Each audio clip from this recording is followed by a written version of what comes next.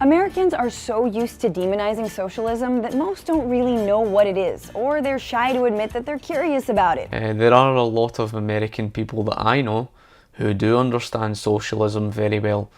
And what socialism essentially is it's based around central planning. It's defined by political centralisation. It's an ideology that involves the use of force. A defining ethic of socialism is force. You couldn't have it without it, because after all, you wouldn't be able to take away individuals' rights without force.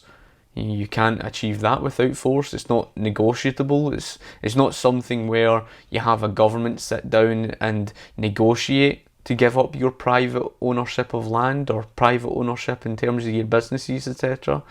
It's not a case that the government just negotiates these things. The government has to actually forcibly take that from them, just as it has to do that with the money. It's not a case that people sit down and just agree to pay the tax money, and that just has never been the case. It's all done through coercion. And the thing is that I've even seen some people try to redefine socialism around decentralisation, and that is an oxymoron. I'm sorry to say it, I have to say it because it's the truth. It's an oxymoron. And the reason why it's an oxymoron is because you only have to look at the name of socialism. And when you talk about the name of socialism, this is what it means.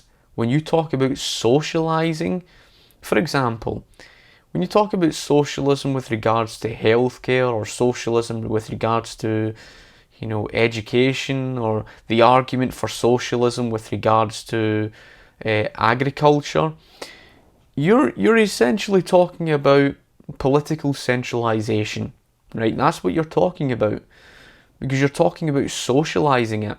You're talking about taking it out of private hands and essentially centralising it to make it communal.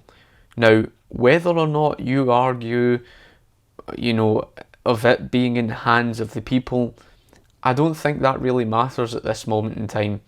What really matters is the fact that you're aiming for political centralisation, for the communal ownership of, agriculture, the communal ownership over healthcare or education or all of these, things within the economy.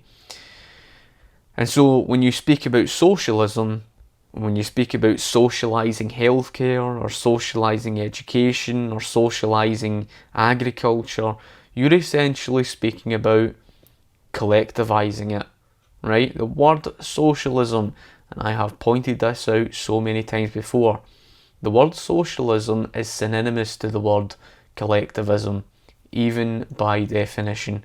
It's not something that people can argue with, it's just a simple fact. They are synonymous. Even by definition, they both mean political centralisation, they both mean the economic control and direction, either through the state, and it doesn't matter which way you put it, but they both mean collective ownership or control over the means of production. And this is, the fundamentals of basically what socialism's all about.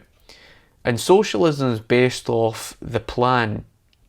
And in order to carry out the plan, you're really going to need the planners in order to do that.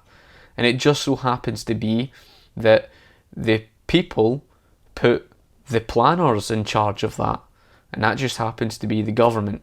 Now, I could go on a long-winded rant about the whole thing on libertarian socialism and democratic socialism, because that's a whole topic on its own.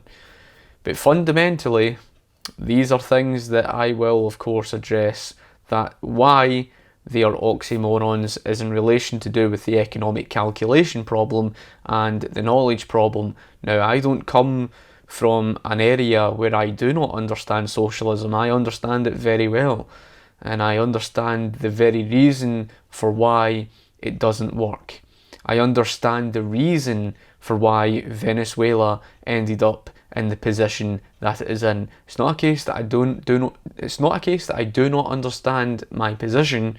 It's a case that I do understand it, and unfortunately a great many people do not. This is why a great many people fall into the trap of socialism, because they think it means something well. But that's just the basics of it. So yes, there are a good many people who do understand socialism, but those who are in favour of socialism, well, they just do not accept that. But I can give you my reasons for why I stand opposed to socialism.